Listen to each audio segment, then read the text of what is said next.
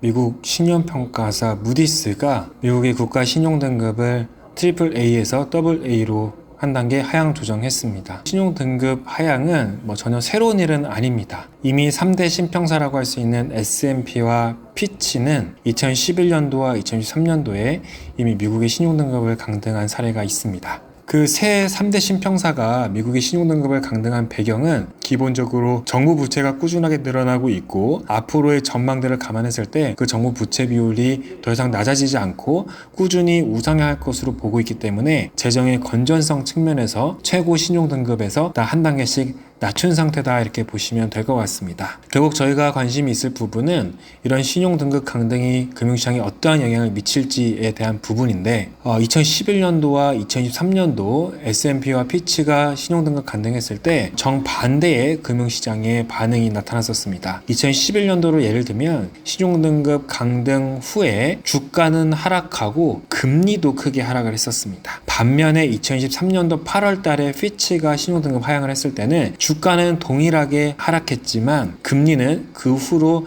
4분기 내내 10월까지는 큰 폭으로 상승하는 경험을 했습니다. 결국 이 신용등급 강등이라는 이벤트가 위험자산에는 분명히 강도의 차이가 있을 뿐 부정적인 영향은 좀 분명해 보이는데 채권시장에 미치는 영향은 사례마다 굉장히 달랐다라는 겁니다. 결론을 말씀드리면 저는 2011년도보다는 금리가 올랐던 2003년도에 지금 상황이 조금 더 닮아있다라고 보고 있습니다. 우선 2011년도에는 신용등급이 강등되기 이전부터 주가와 금리가 굉장히 조금씩 내려오는 되게 지지부진한 상황이었습니다. 2011년도에는 크게 두 가지 매크로 환경을 요약을 해볼 수가 있을 텐데 첫 번째는 2010년도 유럽 재정위기가 있었고요. 이 재정위기 여파가 전혀 해소되지 않았던 것이 2011년도였습니다. 즉 글로벌 금융시장 불확실성이 굉장히 컸던 시기였고요. 두 번째로는 미국은 2008년, 2009년도에 금융위기를 겪은 이후에 경제가 크게 회복할 줄 알았는데 사실은 그 경제 회복의 강도가 굉장히 미약했습니다. 더 나아가서 2011년도에는 미국 경제가 다시 침체에 빠질 수 있다라는 더블딥 우려가 커지던 시기였습니다. 즉 2011년도 8월 달에 S&P가 신용등급 강등을 했을 때는 이미 경제 전망이 굉장히 어두운 상황에서 신용등급 강등이라고 하는 그 당시로서는 초유의 이벤트가 벌어지면서 전형적인 리스크 오프 심리가 발동이 된 겁니다. 그러니까 주가가 급락을 하고 그의 반사이익으로 국채로 자금이 몰리면서 금리가 크게 하락을 했던 겁니다. 반면에 2023년도는 마찬가지로 신용등급 강등 이벤트가 주가에는 조금 부정적이었습니다. 그런데 금리가 왜 그렇게 올랐느냐? 그 당시에는 사실 경제 환경은 괜찮았습니다. 오히려 2012년 3월부터 연준이 기준금리 인상을 하기 시작했는데 고강도 긴축에도 불구하고 미국 경제 침체에 빠지지 않고 당시에 흔히 말하는 그 소프트 랜딩에 대한 기대가 굉장히 컸던 시기였습니다. 미국 경제 침체 오지 않는다. 구조적으로 성장세가 굉장히 높다라는 기대들이 커졌던 시기였는데 이후로 미국 10년물 금리가 꾸준히 올라갔습니다. 그 당시에는 침체 리스크가 크지 않았지만 재정에 대한 이슈가 부각이 되면서 금리가 급등을 한 겁니다. 신용등급 강등 이벤트로 침체 리스크가 커지는 않았지만 결국 신용등급 강등을 하는 이유가 어떤 재정에 대한 건전성 이슈 때문에 신용등급을 강등을 한 것인데 시장은 침체보다는 그런 건전성, 즉 미국 국채 공급이 많아진다라고 하는 수급 우려가 반영이 된 겁니다. 그래서 그 당시에 주가가 하락하긴 했는데 실제로 주가가 많이 하락한 것은 신용등급 강등 직후보다는 금리가 급등하기 시작한 9월부터 주가도 큰 폭으로 조정을 받았습니다. 결국 2023년도는 경제가 괜찮았지만 금리가 급등하면서 주가가 조정을 받았던 사례라고 볼 수가 있겠습니다. 지금 미국 경제 상황은 소프트 랜딩에 대한 기대가 다시 커지고 있는 상황입니다. 관세 완화와 감세 기대, 이런 정책 변화들로 인해서 침체 리스크가 낮아진 상태에서 지금은 재정에 대한 이슈가 더 부각이 되고 있는 상황이기 때문에 오히려 지금은 금리가 하락했던 2011년도보다는 2023년도 사례와 조금 더 가깝다. 물론 그 당시에는 조금 극단적으로 금리가 오르긴 했지만 이번에 신용등급 강등 이벤트는 금리 상승 압력으로 작용을 하고 있다 이렇게 보고 있습니다.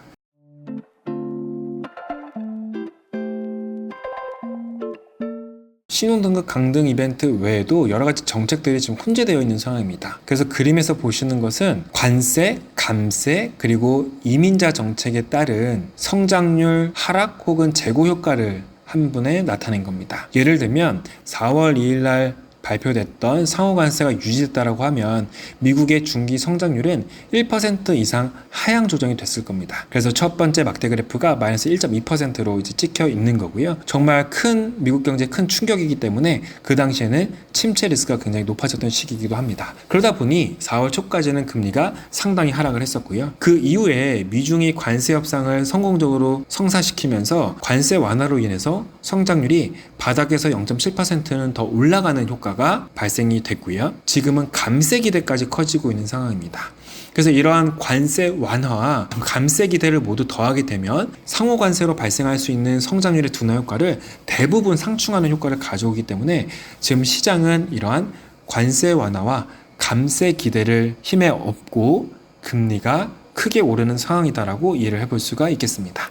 여기에 더해서 앞서 설명드린 미국의 신용등급 강등 이벤트가 재정 건전성 이슈를 지금 자극을 하고 있기 때문에 금리는 단기적으로 또 올라갈 리스크가 분명히 있다라고 보고 있습니다. 그럼에도 불구하고 이 트럼프의 정책은 종합적으로 고려하는 게 중요합니다. 상호 관세의 영향도 중요하지만 그 외에도 이민 감소와 같은 정책들은 분명히 동시에 성장률을 떨어뜨리는 정책이기 때문에 트럼프의 정책은 연초 대비해서 성장률을 떨어뜨리는 효과가 저는 이제 분명하다 이렇게 좀 판단을 하고 있습니다.